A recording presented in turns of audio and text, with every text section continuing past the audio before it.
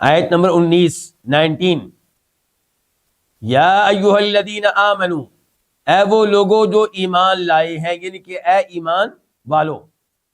ایمان کس چیز پہ؟ ہر اس چیز پہ جس پہ ایمان لانا ضروری ہے، فرض ہے. تو اے ایمان والو، لا یحل لکم، نہیں حلال ہے تمہارے لیے. کیا حلال نہیں ہے؟ ان ترثوا النساء، یہ فاعل ہے لا یحل کا. تمہارے لیے حلال نہیں ہے ان ترثوا النساء، کہ تم عورتوں کے وارث بنو. کرہن، زبردستی. کرہن کو آپ النساء سے حال بنا سکتے ہیں، یعنی کہ اس حال میں کہ عورتوں پہ زبردستی کی جا رہی ہو.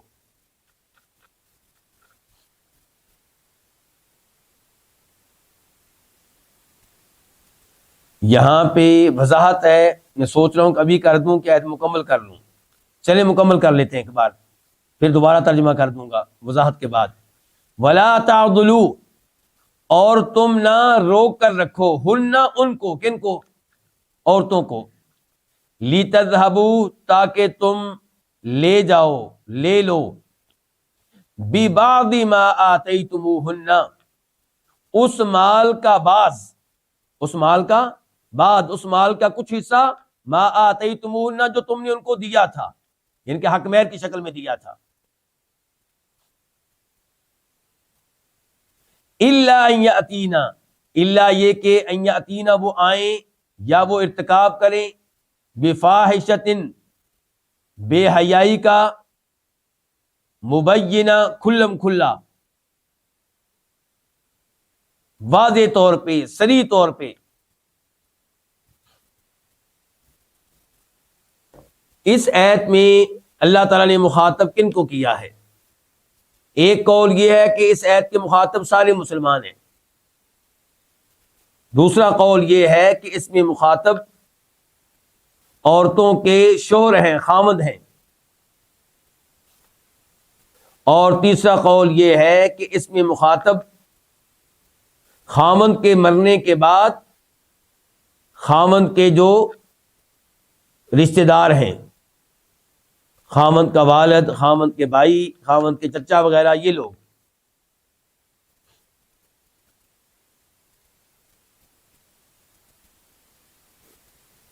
اب ہم آتے ہیں اس آیت کی تفسیر اس آخری قول کے مطابق. آخری قول کیا تھا؟ مخاطب کون ہے؟ خامند کے فوت ہو جانے کے بعد خامند کے رشتہ دار. عبداللہ ابن عباس کہتے ہیں، بخاری شریف کی حدیث ہے، اس کا مفہوم یہ ہے کہ زمانے جاہلیت میں یہ ہوتا تھا کہ جب کوئی آدمی فوت ہو جاتا تو اس آدمی کے وارث اس کی بیوی کے بھی وارث بن جاتے. یا تو خود اس سے شادی کریں گے ہم،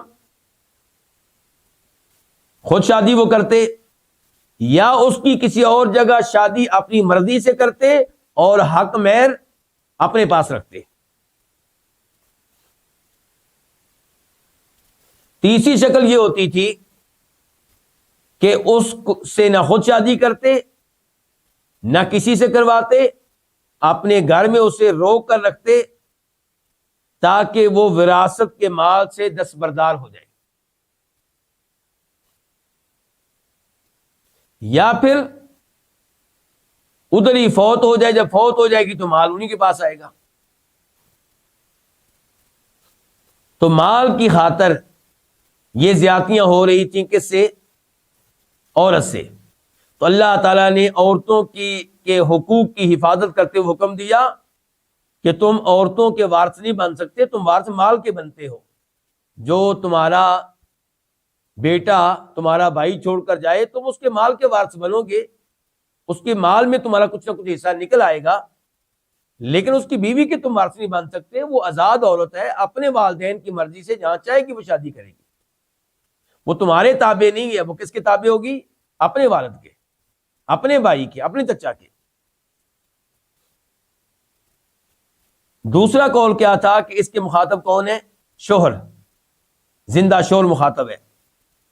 تو پھر اس کی تفسیر کیا ہوگی کہ اللہ تعالیٰ کہہ رہے ہیں کہ اے شوہرو، تمہارے لیے حلال نہیں ہے کہ عورتوں کے وارث بن کر بیٹھ جاؤ زبردستی.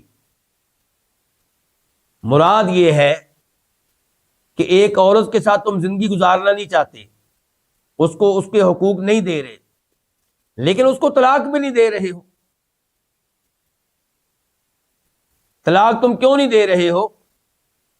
تمہارا دل یہ چاہتا ہے کہ وہ علیحدگی کا مطالبہ کرے، وہ خلا کا مطالبہ کرے، تاکہ تم اپنا حق مہر واپس لے سکو۔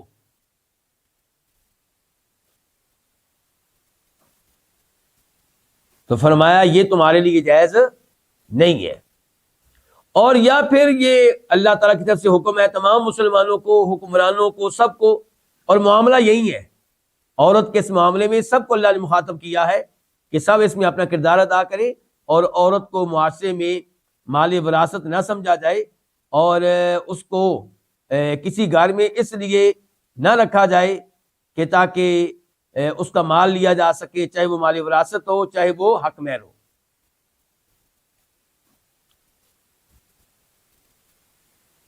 تو اب دیکھیں، یا ایھا الذین آمنوا، اے ایمان والو، لا یحل، نہیں حلال ہے، لکم تمہارے لیے، کیا حلال نہیں ہے؟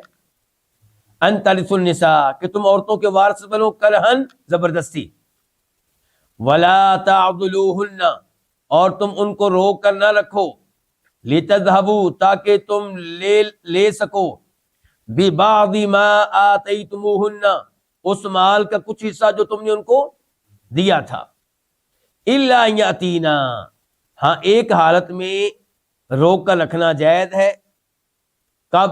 الا یاتین، الا یہ کہ وہ آئیں، وہ ارتکاب کریں، بفاحشۃ مبینہ، واضح طور پہ بے حیائی کا، یعنی کہ اگر کسی کی بیگم واضح طور پہ بدکاری میں ملوث پائی جائے، زنا میں ملوث پائی جائے، اب اس کا خامند اس کو طلاق دینا چاہتا ہے، اب قصور کس کا ہے؟ بیوی کا۔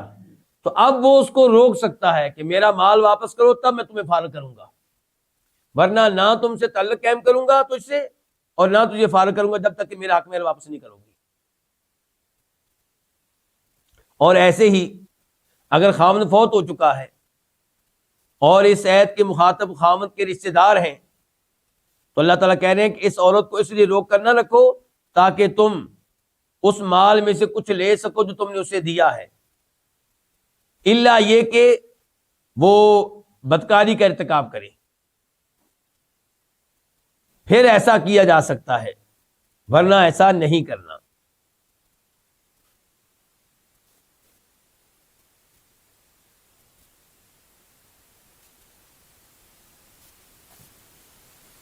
وعاشروہن بالمعروف، اور تم رہو، مخاطب کون ہے؟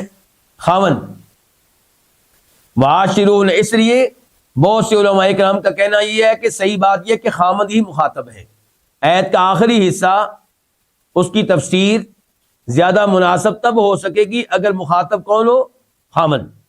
فرمایا وعاشروہن، اور تم ان کے ساتھ رہو، ان کے ساتھ زندگی گزارو، بالمعروفی، معروف کے ساتھ، اچھے طریقے کے ساتھ، دستور کے مطابق۔ تو یہاں پہ بھی اللہ تعالیٰ نے عورتوں کے حقوق کی حفاظت کی ہے۔ مردوں کو کہا جا رہا ہے اپنی بیویوں کے ساتھ رہو معروف کے مطابق، اور یہاں پہ حدیث بھی ہے نبی علیہ الصلوۃ والسلام کی، آپ نے بھی عورتوں کے حقوق کی حفاظت کرتے ہوئے فرمایا خیرکم خیرکم لأہلہ وانا خیرکم لأہلی۔ ترمذی شریف کی حدیث ہے، ابن ماجہ کی حدیث ہے، تم میں سے سب سے افضل انسان وہ ہے جو اپنی بیگم بچوں کے لیے بہتر ہے، اور میں تم میں سے سب سے بہتر ہوں اپنی فیملی کے لیے، اپنے اہل و عیال کے لیے۔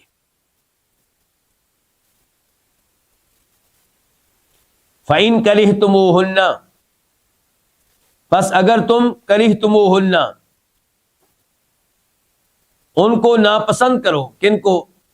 اپنی بیویوں کو، فَعَسَىٰ، تو ممکن ہے، ان تکرہو، کہ تم ناپسند کرو، شیئن، کسی چیز کو، وَيَجْعَلَ اللَّهُ، اور اللہ تعالیٰ رکھ دے، فیہ، اس میں، کس میں؟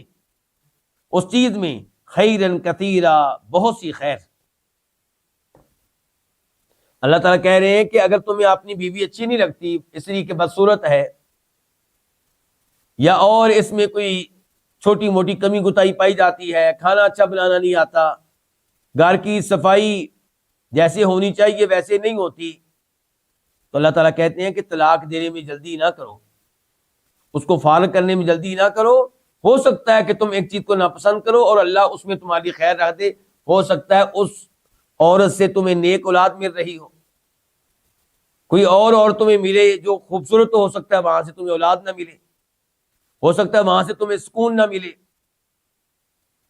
تو اس لیے طلاق سوچ سمجھ کر دینی ہے، طلاق دینے میں جلدی نہیں کرنی. اس آیت میں اللہ نے کئی حقوق بیان کر دیے عورتوں کے. نمبر 1 یہ کہ عورت کو مال وراثت نہیں ہے، خامند کے فوت ہونے کے بعد وہ آزاد ہے اپنے والد کی مرضی سے جہاں چاہے شادی کرے.